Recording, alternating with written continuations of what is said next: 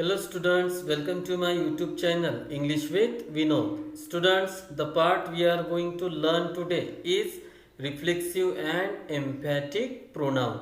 यानी आज के इस वीडियो में जिस टॉपिक के बारे में हम पढ़ने वाले हैं उस टॉपिक का नाम है reflexive and emphatic pronoun. Dear students, exam में हमेशा पूछा जाता है कि फाइंड आउट करो रिफ्लेक्सिव प्रोनाउन कौन सा है और एम्फैटिक प्रोनाउन कौन सा है. मतलब एक सेंटेंस होता है और वहाँ पूछा जाता है कि बताओ वो रिफ्लेक्सिव है या एम्फैटिक है. तो आज की ये वीडियो हमारी इसी टॉपिक पर है. तो चलिए स्टूडेंट्स वीडियो को स्टार्ट करते हैं. Dear students, the first very thing which you have to keep in mind, यानी जो सबसे पहली महत्वपूर्ण बात है जो आपको याद रखनी है वो है what are reflexive and emphatic pronouns. मतलब रिफ्लेक्सिव एंड एम्फैटिक प्रोनाउंस क्या होते हैं. तो dear students, I would like to tell you reflexive and emphatic pronouns are one of the types of pronoun. ये सबसे पहली बात आपको याद रखनी है कि रिफ्लेक्सिव और एम्फैटिक ये जो होते हैं प्रोनाउंस के टाइप होते हैं. किसके टाइप है? ये प्रोनाउंस के टाइप है. तो ये हो गई पहली बात. दूसरी बात, which words are those that are a part of reflexive and emphatic pronoun. मतलब वो वर्ड्स कौन से हैं जो रिफ्लेक्सिव और एम्फैटिक प्रोनाउंस होते हैं. तो चलिए देखते हैं. डियर स्टूडेंट्स, आप ये टेबल देख सकते हो. ये वर्ड्स यहाँ पे कुछ मैंने लिखे हुए हैं, जैसे myself, yourself, himself, herself, itself, ourself, yourself, themself. Such kind of words are called reflexive and emphatic pronouns. यही words वो है जिन्हें हम किस नाम से जानते हैं? Reflexive and emphatic pronouns. Which words are those? Myself, yourself, himself, herself, itself, जो कि सिंगुलर कॉलम होता है, और प्लूरल बनता है ourselves, yourselves and themselves. Okay students, तो ये दूसरी बात है, यानी यही वर्ड्स वो है जिन्हें हम रिफ्लेक्सिव और एम्फैटिक प्रोनाउन के नाम से जानते हैं. अभी तीसरी बात जो आपको याद रखनी है वो ये है कि ये कैसे यूज होते हैं. तो चलिए देखते हैं. स्टूडेंट्स, आप यहाँ पे देख सकते हो ये जो रिफ्लेक्सिव और जिसे हम एम्फैटिक प्रोनाउंस कहते हैं ये किन के साथ यूज होते हैं. तो ये है वो. अगर सब्जेक्ट आई रहा तो आई के साथ माई सेल्फ. अगर सब्जेक्ट यू रहा यानी सिंगुलर तो यूअर सेल्फ. ही रहा तो हिम सेल्फ. शी रहा तो हर सेल्फ. इट रहा तो इट सेल्फ. वी रहा तो अवर सेल्फ. और यू रहा यानी प्लूरल फॉर्म रहा तो यूअर सेल्फ. और दे रहा तो देम सेल्फ.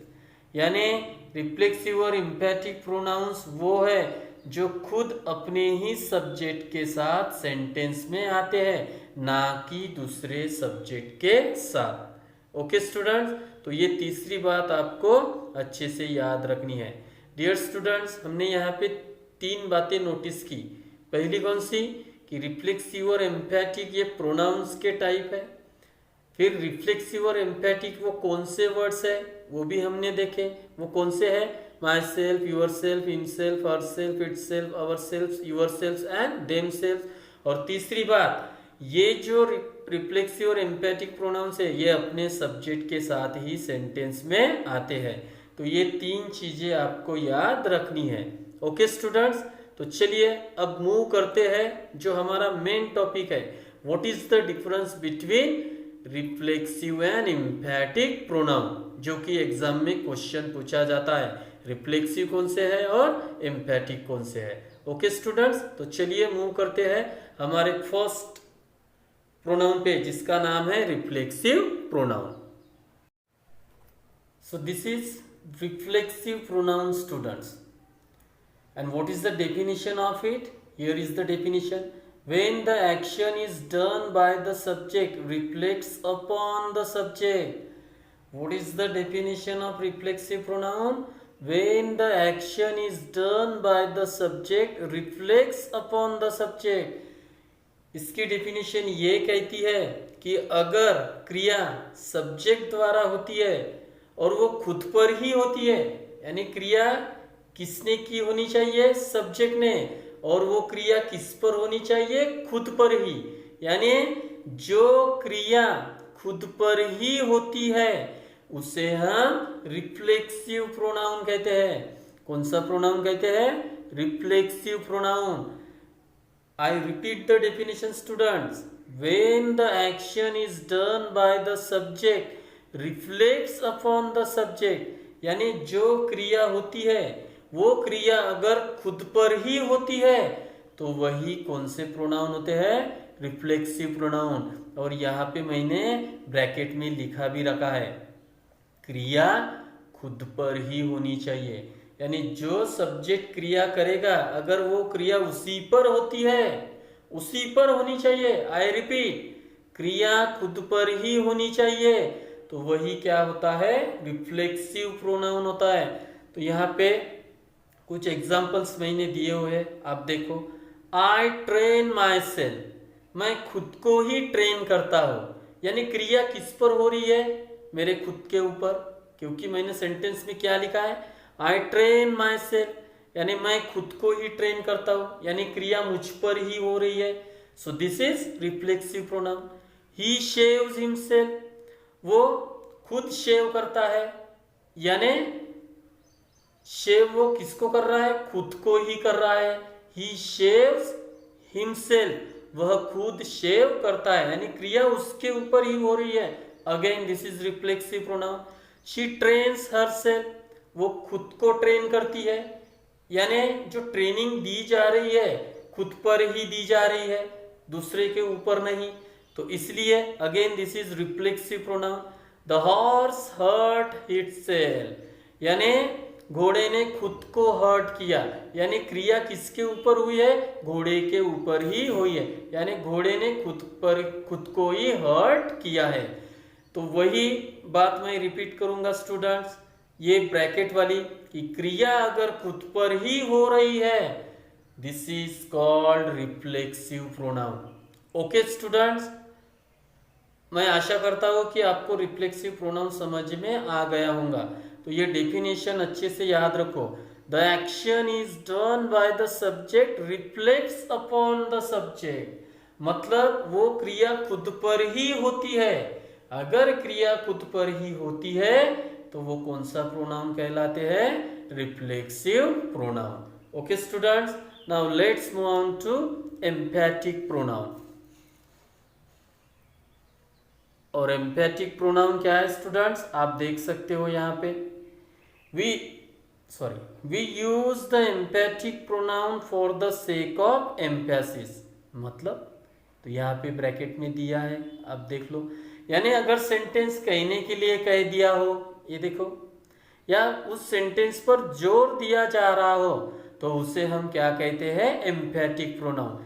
आप अपोजिट में याद रखो ना, जैसे रिफ्लेक्सिव क्या कहता है कि क्रिया खुद पर ही होनी चाहिए, तो एम्फैटिक उसके अपोजिट, यानी यहाँ पे क्रिया खुद पर नहीं होनी चाहिए, यानी आप सिर्फ सेंटेंस को कह रहे हो या फिर उस पर जोर दे रहे हो। ये देखो यहाँ पे मैंने लिखा है, so this is emphatic pronoun means for the sake of emphasis, यहाँ क्रिया खुद पर नहीं होनी चाहिए, यानी आप सेंटेंस को सिर्फ कह रहे हो या उस पर जोर दे रहे हो, तो वही सेंटेंस आपका क्या होता है, एम्फैटिक प्रोनाउन। आप यहाँ पे कुछ एग्जाम्पल देख सकते हो। You yourself can best explain, आप खुद ही इसको अच्छे से एक्सप्लेन कर सकते हो। यहाँ तो एक्सप्लेन करने की बात की जा रही है, क्या यहाँ पे खुद पर क्रिया हो रही है, नहीं। You yourself can best explain, सिर्फ कहा गया है कि आप इसको अच्छे से एक्सप्लेन कर सकते हो, यानी वो बोलेगा, खुद पर क्रिया नहीं करेगा। Second, they themselves admitted their guilt, उन्होंने खुद अपनी गलती कबूली। यहाँ पे गलती कबूलने की बात हो रही है, ना कि खुद पर क्रिया हो रही है, तो वो भी कहेंगे they themselves admitted their guilt, उन्होंने खुद अपनी गलती कबूली। गलती कबूलने की बात हो रही है, ना कि खुद पर क्रिया हो रही है। Okay student, this is emphatic pronoun. Third, I myself heard the remark, मैंने खुद वो कहा था, I myself heard the remark, यानी मैंने खुद वो सुना था। तो यहाँ पे सुनने की बात हो रही है, ना कि खुद पर क्रिया करने की। Okay students, so this is empathic pronoun. और आखिर का चौथा एग्जांपल आप यहाँ पे देख सकते हो students, the town itself is not very large, यानी वो गांव अपने आप में बड़ा नहीं है। तो ये कोई दूसरा सेंटेंस बोल रहा है किसी गांव के बारे में, ना कि उस गांव पर क्रिया हो रही है। तो यही एम्पैथिक प्रोनाउन होता है स्टूडेंट। तो रिफ्लेक्सिव और एम्पैथिक प्रोनाउन क्या होता है? रिफ्लेक्सिव खुद पर एक्शन होनी चाहिए और empathic just for the emphasis, मतलब कहने के लिए कह दिया हो या फिर सेंटेंस पर जोर दिया जा रहा हो, तो वही एम्पैथिक प्रोनाउन होता है। So that's it for the day students. I hope you enjoyed this video very much. अगर आपको ये वीडियो पसंद आई हो तो लाइक, कमेंट, शेयर और सब्सक्राइब जरूर कीजिएगा। Thank you very much.